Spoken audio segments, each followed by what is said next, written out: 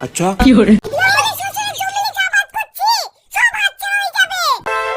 এই বিশাল হয়েছে, ঠিক আছে তো।